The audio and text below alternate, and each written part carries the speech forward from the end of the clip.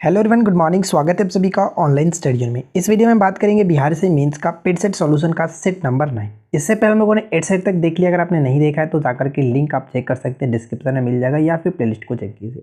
तो इस वीडियो में टोटल 80 क्वेश्चन देखेंगे जो कि जीके जीएस का होगा। इस वीडियो को एंड तक देखिए और अपना स्कोर नीचे कमेंट्स करके बताइए कि आप कितना स्कोरिंग करते हैं। तो चलिए इस वीडियो को शुरू करते हैं।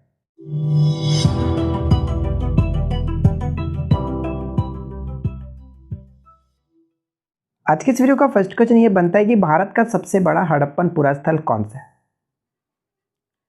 सही आंसर होगा ऑप्शन डी, राखीगढ़ी। राखीगढ़ी कहाँ पे पड़ता है? तो ये हरियाणा के हिसार जिले में स्थित है, ध्यान रखेंगे। सेकंड क्वेश्चन कह रहा है कि आयुर्वेद अर्थात जीवन का विज्ञान का उल्लेख सर्वप्रथम मिलता है।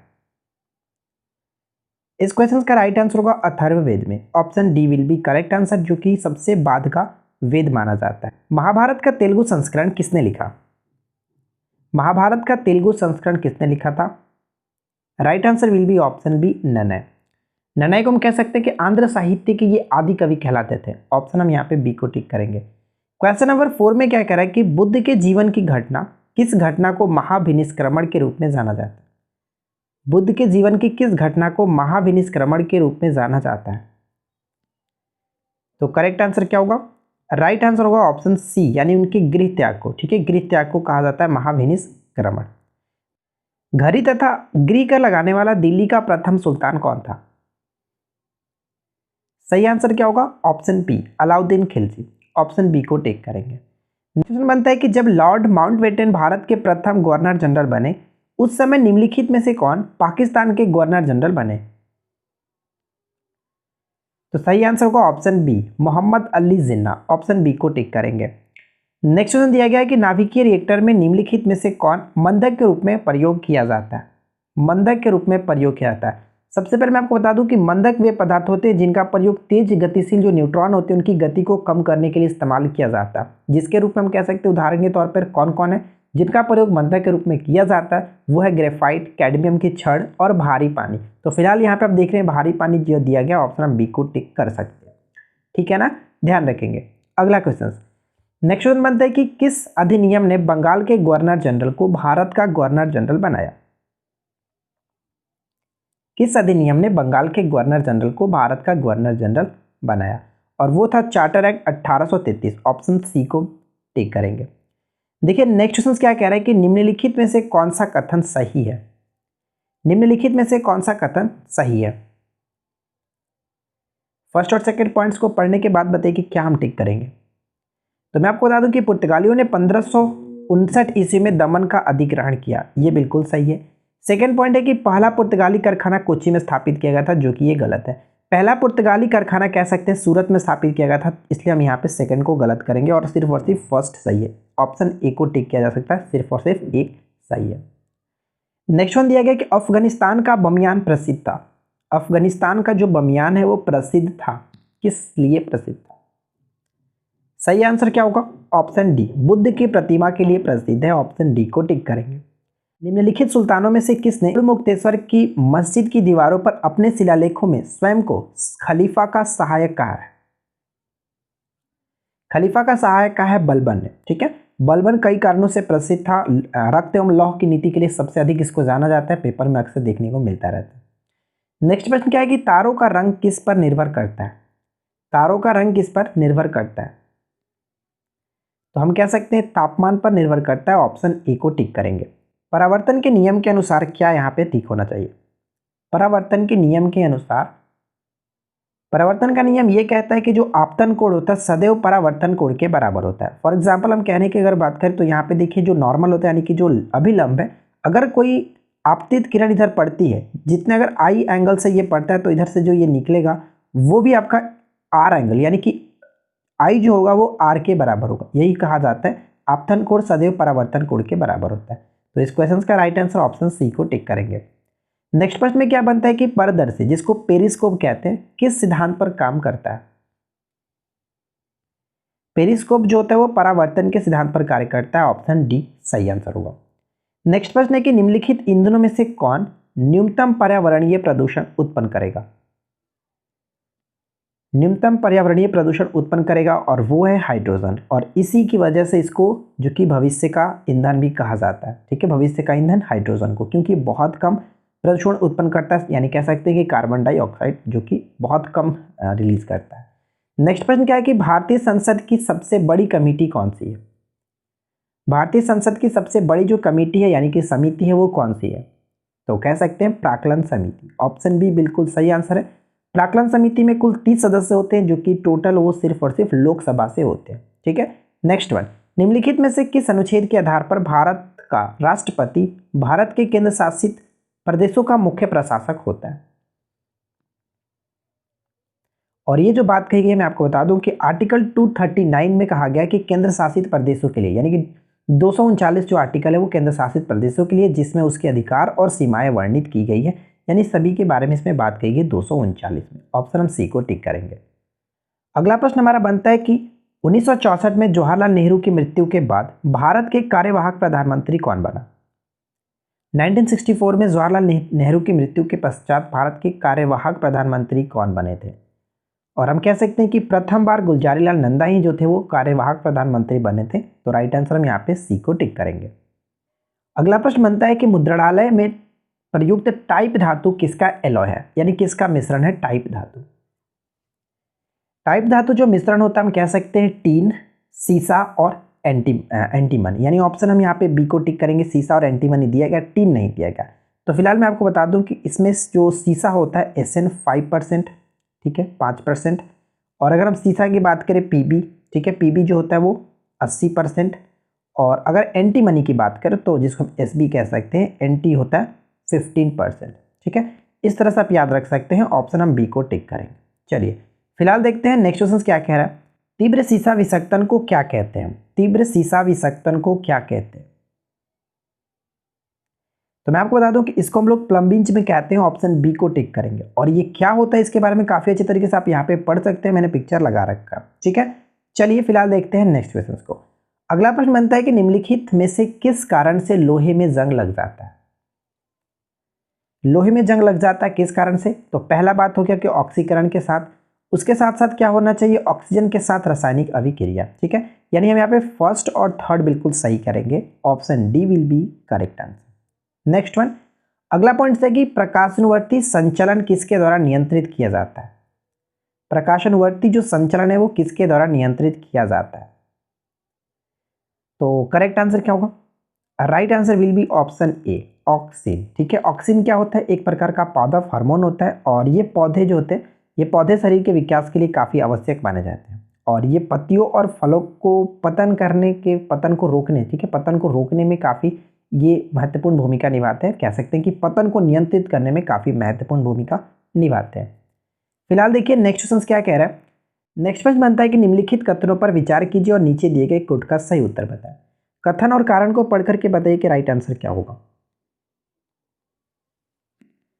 तो चलिए मैं आपको बताता हूँ कि देखिए अगर हम यहाँ पे कथन ए को देखें तो भारत एक लोकतांत्रिक देश है, बिल्कुल सही, इसमें कोई शक नहीं। अगर कारण आर को देखें तो भारत का अपना एक संविधान है। अब इसके बारे में तो मुझे कुछ कहना ही नहीं है। तब अगर हम यहाँ पे राइट आंसर को देखें तो दोनों कथन तो सही है, लेकिन जो कारण है वो ए का व्याख्या नहीं कर रहा है। तो हम यहाँ पे कहेंगे कि दोनों सही है, लेकिन आर जो वो ए का सही व्याख्या नहीं है, इसलिए हम ऑप्शन बी को टिक करेंगे। ठीक है, option B will be correct answer. निम्नलिखित में से किस प्रकरण में भारत के सर्वोच्च न्यायालय ने पहली बार कहा कि प्रस्तावना संविधान का हिस्सा है? तो मैं आपको बता दूं कि इस क्वेश्चन का राइट आंसर क्या है। ऑप्शन बी केशवानंद भारती जो कि प्रकरण में 1973 में 1973 में कहा था। लेकिन सबसे पहले अगर हम बात करें कि बेरूबाड़ी जो यूनियन प्रकरण है, हम ये कह सकते हैं कि इंड्रू बेरूबाड़ी जो 1960 था, इसमें कहा गया था कि उद्देशिका संविधान की प्रेरणा स्रोत भले ही हो किंतु यह संविधान का अंग नहीं है, ऐसा कहा गया था उच्चतम न्यायालय के द्वारा। लेकिन 1973 का जो केशवानंद भारती जो प्रकरण यहाँ पे देख रहे हैं, इसमें कहा गया था कि उद्देशिका संविधान का भाग है, इसलिए हम ऑप्शन बी को यहाँ पे टिक करेंगे।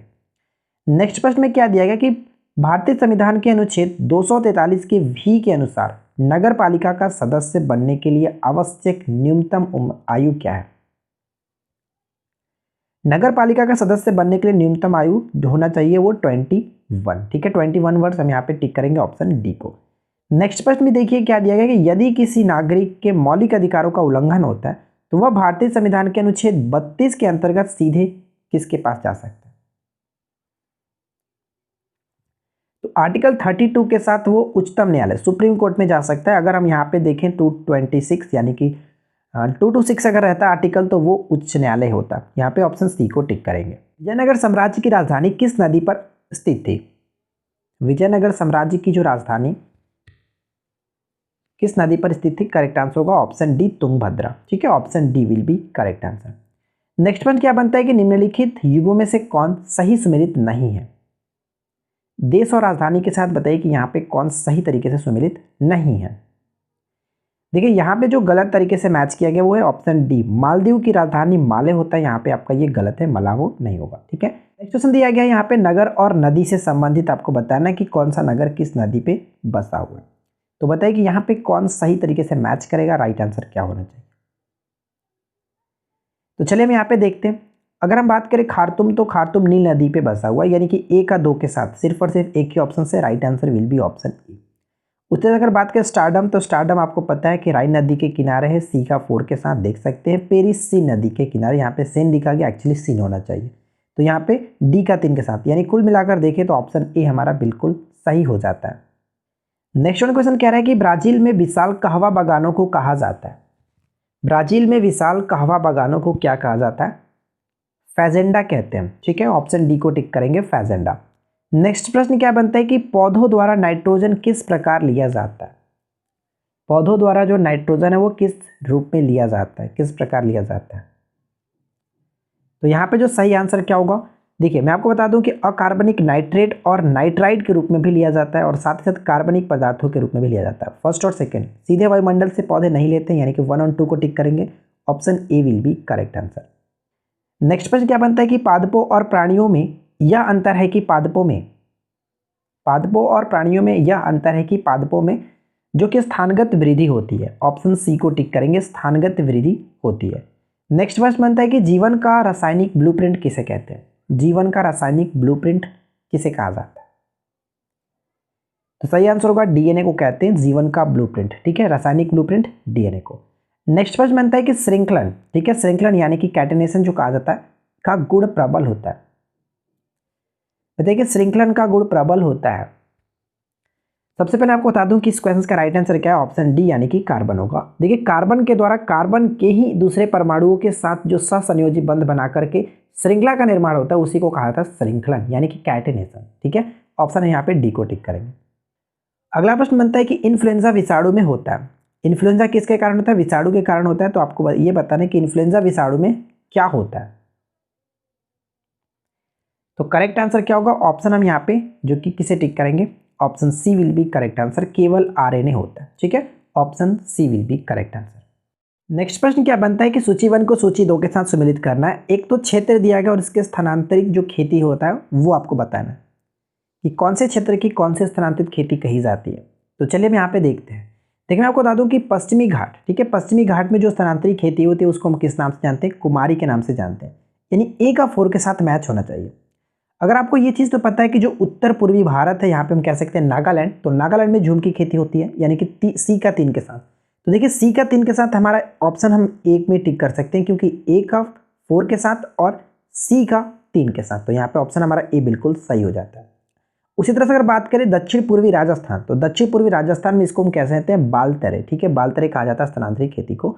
और मध्य प्रदेश या फिर छत्तीसगढ़ हो उसको हम कह सकते हैं डाहिया। ठीक है, डाहिया कहा जाता है। तो इस तरह से याद रखेंगे। अगला प्रश्न बनता है कि लाल सागर एक उदाहरण है। लाल सागर एक उदाहरण है किसका? तो करेक्ट आंसर क्या होगा? अक्षीय द्रोणी का। ठीक है, अक्षीय द्रोणी का, ऑप्शन हम सी को टिक करेंगे। नेक्स्ट प्रश्न क्या बनता है कि मूसी तथा भीमा, मूसी तथा भीमा किसकी सहायक नदियां हैं? मूसी तथा भीमा जो है किसकी सहायक नदियां हैं? तो करेक्ट आंसर क्या होगा? इस क्वेश्चन का सही आंसर जो है वो ऑप्शन हम डी को टिक करेंगे, कृष्णा नदी की सहायक नदी होती है। कृष्णा नदी के अन्य जो सहायक नदियां हैं जैसे याद रख सकते हैं कोयना, पंचगंगा, दूधगंगा, मालप्रभा, घाटप्रभा, ये सभी इसी की सहायक नदियां हैं। नेक्स्ट प्रश्न बनता है कि विंध्य पर्वत श्रृंखला किस प्रकार के पर्वत है? जो विंध्य पर्वत श्रृंखला है वो किस प्रकार के पर्वत है? तो सही आंसर होगा ब्लॉक पर्वत, ऑप्शन ए को टिक करेंगे। देखिए यहाँ पे अगर हम बात करें विंध्य पर्वत, यानी कि हम कह सकते हैं विंध्य पर्वत विंध्याचल को कहा जाता है। तो विंध्याचल जो है वो इसका उच्चतम जो बात करें कि उच्चतम बिंदु कौन सा है, इस पर्वत का उच्चतम बिंदु कौन सा है, अमरकंटक, ठीक है, अमरकंटक। और अगर हम बात करें कि इस पर्वत श्रेणी यानी कि विंध्याचल की अगर हम बात करें कि जैसे इसके कुछ हिस्से फैले हुए एमपी यूपी में भी फैले हुए, तो एमपी और यूपी के कुछ हिस्सों में जो फैले हुए भूभाग है उसको हम लोग भारनेर की पहाड़ी भी कहा जाता है, भारनेर की पहाड़ियाँ, ठीक है। अगर पूछा सकते हैं कि भारनेर की पहाड़ियाँ किसका भाग है, तो ध्यान रखेंगे विंध्याचल पर्वत का ही एक भाग होता है, ठीक है ना। चलिए फिलहाल देखिए नेक्स्ट क्वेश्चन क्या कह रहा है। अगला पॉइंट ये बनता है कि निम्न में से कौन सा सरल स्थायी उत्तक के उदाहरण, तो क्या होगा इस क्वेश्चन का राइट आंसर, सरल स्थायी उत्तक के उदाहरण कौन से हैं। तो यहाँ पे हम करेक्ट आंसर किसे टिक करेंगे, ऑप्शन सी को, 1 2 3, पैरेन्काइमा, कोलेनकाइमा और स्केलेनकाइमा। देखिए यहाँ पे मैं थोड़ा सा आपको हिंट कर देता हूँ। पैरेन्काइमा क्या होता है, तो पौधे के शरीर में ये कोशिकाएं जो कि प्रचुर रूप में मिलती है, जैसे तना, जड़, पत्तियां, फूलों आदि में भी ये पाया जाता है पैरेन्काइमा, ठीक है। अगर हम बात करें यहाँ पे कोलेनकाइमा की, तो देखिए कोलेनकाइमा भी जो कि पैरेन्काइमा की तरह ही एक जीवित उत्तक है, और ये कोशिका जो है वो बाह्य त्वचा के नीचे पाई जाती है, ठीक है, बाह्य त्वचा यानी कि एपिडर्मिस के नीचे पाई जाती है। और यहाँ पे अगर हम बात करें सेलेनकाइमा की बात करें, तो ये देखिए कोशिकाएं जो कि पौधे को आधार एवं यांत्रिक दृढ़ता प्रदान करती है। तो ये थोड़ा सा जो हिंट था आप इसको याद रख सकते हैं। अगर इसके बारे में डिटेल्स में आप जानना चाहते हैं तो 2-3 दिन वेट कर लीजिए, उसके बारे में आपको पूरी तरह से अच्छे से मैं आपको अपनी वेबसाइट पर लिख करके पोस्ट करूंगा, ठीक है ना। क्वेश्चन नंबर 41 कह रहा है कि भारत छोड़ो आंदोलन के संदर्भ में निम्नलिखित पर विचार कीजिए। यहाँ पे 3 पॉइंट्स दिए गए हैं और आप इन तीनों को पढ़ करके बताइए कि कौन सा कथन जो यहाँ पे सही होगा। भारत छोड़ो आंदोलन के संबंध में आपको बात करना है, तो चलिए हम देखते हैं। भारत छोड़ो आंदोलन, इसे अगस्त क्रांति के नाम से जाना जाता है, बिल्कुल सही, इसमें कोई दिक्कत नहीं। 8 अगस्त 1942 को भारत में ब्रिटिश शासन को समाप्त करने की मांग रखने के लिए शुरू किया गया था, ये भी बिल्कुल सही है। थर्ड पॉइंट कह रहा है कि यह भारतीय राष्ट्रीय कांग्रेस की समिति के कलकत्ता अधिवेशन में शुरू हुआ था, ये पॉइंट गलत है, कलकत्ता अधिवेशन नहीं बम्बई अधिवेशन था। यहाँ पे फर्स्ट और सेकंड बिल्कुल सही आंसर, इसलिए हम ऑप्शन ए को टिक करेंगे, 1 और 2। अगला पॉइंट क्या कह रहा है कि प्रायद्वीपीय पठार के संदर्भ में निम्न में से कौन सा कथन सही नहीं है। ध्यान दीजिएगा, सही नहीं है प्रायद्वीपीय पठार के संदर्भ में। देखिए मैं आपको बता दूं कि यहाँ पे क्या सही नहीं है। तो अगर हम यहाँ पे ऑप्शन बी को पढ़ें, देखिए मालवा पठार के एक प्रमुख क्षेत्र को कवर करने वाली नर्मदा घाटी के उत्तर में स्थित प्रायद्वीपीय पठार के भाग को दक्कन के पठार कहा जाता है। यहाँ पे पॉइंट जो कि उत्तर में लिखा गया ना, यहीं पे गलत है। नर्मदा नदी के दक्षिण में स्थित प्रायद्वीपीय पठार के भाग को दक्कन के पठार के नाम से जाना जाता है, इसलिए हम ऑप्शन जो कि हम बी को टिक करेंगे ये हमारा गलत है। यहाँ पे उत्तर में नहीं दक्षिण में होना चाहिए था, ठीक है ना। नेक्स्ट पॉइंट कह रहा है कि प्रायद्वीपीय पठार के पूर्ववर्ती फैलाव को क्या कहा जाता है। प्रायद्वीपीय पठार के पूर्ववर्ती फैलाव को क्या कहते हैं, उसको हम कहते हैं Baghelkhand, option A will be correct answer. Next point क्या बनता है कि इंडियन मिरर की स्थापना निम्नलिखित में से किसके द्वारा की गई थी, या फिर किसने की थी। तो इंडियन मिरर की स्थापना की गई थी 1861 में, कह सकते हैं मनमोहन घोष और देवेंद्र नाथ टैगोर, यानी ऑप्शन हमारा यहाँ पे जो होगा बी और सी दोनों होगा, option D will be correct. Next प्रश्न है कि प्रथम आंग्ल मैसूर युद्ध का कालक्रम क्या है। प्रथम आंग्ल मैसूर युद्ध का जो कालक्रम है क्या है। तो मैं आपको बता दूं कि प्रथम जो आंग्ल मैसूर युद्ध हुआ था वो 67 से 69, यानी ऑप्शन बी बिल्कुल सही आंसर होगा। और इस युद्ध की समाप्ति 1769 में मद्रास की संधि के तहत हुआ था। अगला पॉइंट, निम्न में से कौन से द्वीप को एक बार न्यू डेनमार्क के नाम से नाम दिया गया था। बताइए कि न्यू डेनमार्क का नाम दिया गया था। यहां पे हम करेक्ट आंसर किसे टिक करेंगे। तो बता दूं कि डेनमार्क ईस्ट इंडिया कंपनी ने 1 जनवरी 1756 को, ठीक है, 1 जनवरी 1756 को उन्होंने निकोबार द्वीप समूह को, कह सकते हैं यहाँ पे फिलहाल ऑप्शन डी बिल्कुल सही होगा, अंडमान निकोबार द्वीप समूह को न्यू डेनमार्क का नाम दिया गया था। लेकिन बाद में इसे बदल करके फेडरिक्स आइलैंड्स भी दिया गया था। तो ये चीज़ भी आप याद रखेंगे। ऐसे भी पूछा सकता है कि फेडरिक्स आइलैंड्स किसे नाम दिया गया था, तो अंडमान निकोबार, ठीक है ना। चलिए फिलहाल देखिए अगला क्वेश्चन क्या कह रहा है कि पूर्वी तटीय मैदान का एक अन्य नाम क्या है। पूर्वी तटीय मैदान का एक अन्य नाम क्या है। तो पूर्वी तटीय मैदान यानी कि कोरोमंडल तट, ऑप्शन हम सी को टिक करेंगे, ठीक है। नेक्स्ट अगला पॉइंट क्या कह रहा है कि ईसा पूर्व 2री सदी के प्रारंभ में उत्तरी अफगानिस्तान स्थापित यूनानी भारत का नाम क्या था। ईसा पूर्व 2री सदी के प्रारंभ में उत्तरी अफगानिस्तान में स्थापित भारत यूनानी राज्य था बैक्ट्रिया, ऑप्शन ए को टिक करेंगे बैक्ट्रिया। नेक्स्ट क्वेश्चन देखिए क्या अगला क्वेश्चन कह रहा है कि रोमन साम्राज्य के अनुसरण पर किस वंश के शासकों ने कैसर, यानी कि जिसको सीजर भी कहा जाता था, की उपाधि ग्रहण की थी। Right answer will be option C, Kushan शासकों ने। ठीक है, ऑप्शन सी को टिक करेंगे। अगला प्रश्न ये बनता है कि महलवाड़ी प्रथा कब शुरू हुई थी। बताइए कि महलवाड़ी जो प्रथा है वो कब शुरू हुई थी। राइट आंसर क्या होगा, ऑप्शन बी, 1820 में शुरू की गई थी। अगर हम बात करें कि इस वक्त किसका शासनकाल था, तो उस समय हम कह सकते हैं लॉर्ड हेस्टिंग्स थे। ठीक है, लॉर्ड हेस्टिंग्स थे, क्योंकि लॉर्ड हेस्टिंग्स का शासनकाल जो थे 1813 से 1823 तक था। अगला पॉइंट क्या कह रहा है कि किसी देश की वृद्धि और विकास को प्रभावित करने वाला या फिर वाले आर्थिक कारक निम्नलिखित में से कौन है। तो देखिए, प्रभावित करने वाले जो आर्थिक कारक है वो कौन से हैं, तो यहाँ पे कह सकते हैं करेक्ट आंसर क्या होगा, प्राकृतिक संसाधन भी, पूंजी निर्माण और तकनीकी प्रगति, यानी उपयुक्त सभी। ऑप्शन डी को टिक करेंगे। अगला प्रश्न बनता है कि निम्नलिखित में से कौन सा मिश्रित अर्थव्यवस्था को सर्वोत्तम तरीके से परिभाषित करता है। मिश्रित अर्थव्यवस्था को सर्वोत्तम तरीके से परिभाषित करता है और वो है सार्वजनिक और निजी क्षेत्र। ऑप्शन बी बिल्कुल सही आंसर है। नेक्स्ट प्रश्न क्या बनता है कि अक्टूबर 2009 में एक निर्णय लिया गया कि थोक मूल्य सूचकांक का आधार वर्ष 93-94 से हटाकर जो है वो कर दिया गया। पहले जो WPI था उसका आधार वर्ष 93-94 था, लेकिन 2009 में इसको बदल करके 2004-05 कर दिया गया था, 2004-05। लेकिन अगर हम वर्तमान की बात करें तो वर्तमान में 11-12 है, तो ये पॉइंट्स में याद रखेंगे। अगला प्रश्न बनता है कि निम्नलिखित में से कौन से युग में सही सुमेलित है। कौन से जो युग में वो सही सुमेलित है। देखिए, डी जोन्स तो अगर बात करें तो ये न्यूयॉर्क के साथ बिल्कुल सही है। हैनसेंग की बात करें तो हैनसेंग जो स्टॉक एक्सचेंज कह सकते हैं, शेयर सूचकांक कहाँ का है, तो ये हांगकांग का है। ठीक है, ये पॉइंट हमारा यहाँ पे सीओ नहीं गलत होगा। और FTSE की बात करें, FTSE 100 लंदन के साथ बिल्कुल सही है। फर्स्ट और थर्ड करेक्ट होगा, यहाँ पे ऑप्शन डी को टिक करेंगे। ठीक है, आगे बढ़ते हैं। नेक्स्ट प्रश्न क्या बनता है कि वन्य जीव जो संरक्षण अधिनियम में किस वर्ष पारित किया गया था। देखिए, ये बहुत ज़्यादा पूछा जाता है। वन्य जीव संरक्षण अधिनियम हुआ, वन संरक्षण अधिनियम हुआ, या फिर पर्यावरण संरक्षण अधिनियम हुआ। ये तीनों बहुत ज़्यादा रिपीट होते हैं। तो फिलहाल अगर हम बात करें वन्य जीव संरक्षण अधिनियम की गई, तो यहाँ पे ये जो पारित किया गया था 1972 में। ठीक है, और वन संरक्षण अधिनियम की बात करें तो वो हुआ था 1980 में, और पर्यावरण संरक्षण अधिनियम 1986 में। तो फिलहाल इस क्वेश्चन का करेक्ट आंसर यहाँ पे ऑप्शन ए को टिक करेंगे। नेक्स्ट क्वेश्चन क्या कह रहा है कि बायोडाइवर्सिटी शब्द का प्रयोग पहली बार किसने किया था। बायोडाइवर्सिटी यानी कि जैव विविधता जो शब्द है, पहली बार प्रयोग किसने किया था। तो राइट आंसर क्या होगा, वाल्टर जी रोसेन, यानी ऑप्शन ए को ठीक करेंगे, Walter G Rosen. Next question, अगला पॉइंट बनता है कि निम्नलिखित में से कौन सा वायु प्रदूषण के जैविक सूचक का प्रसिद्ध उदाहरण है। वायु प्रदूषण को जो कि कह सकते हैं जैविक सूचक का प्रसिद्ध उदाहरण माना जाता है, और वो है lichen. Option A will be correct answer. ठीक है, नेक्स्ट क्वेश्चन, निम्नलिखित में से कौन सा पादप मरुद्भिद है। मरुद्भिद का मतलब क्या होता है कि रेगिस्तान में उगने वाले पौधे को कहा जाता है। तो यहाँ पे अगर हम बात करें, करील एक प्रकार का उसी तरह के पौधा है जो कि रेगिस्तानी इलाकों में ये मिलता है। ठीक है, नेक्स्ट वन, अगला पॉइंट बनता है कि पर्यावरण के अजैव अवयव कौन का उदाहरण क्या है, या फिर कह सकते हैं कि पर्यावरण के अजैव जो घटक होते हैं वो उसके उदाहरण यहाँ पे कौन सा दिया गया है। तो अजैव अवयव के उदाहरण के रूप में यहाँ पे वायु को टिक करेंगे, ऑप्शन हम सी को टिक कर सकते हैं। कौन सा देश सबसे ज्यादा द्वीप समूह से मिलकर के बना है। देखिए, इस क्वेश्चन का राइट आंसर क्या है कि कौन सा देश सबसे ज्यादा द्वीप समूह से मिलकर के बना है, और इस क्वेश्चन का करेक्ट आंसर होगा ऑप्शन डी, इंडोनेशिया। ठीक है, इंडोनेशिया। अगला प्रश्न बनता है कि संघात्मक शासन व्यवस्था को सर्वप्रथम किस देश ने अपनाया था।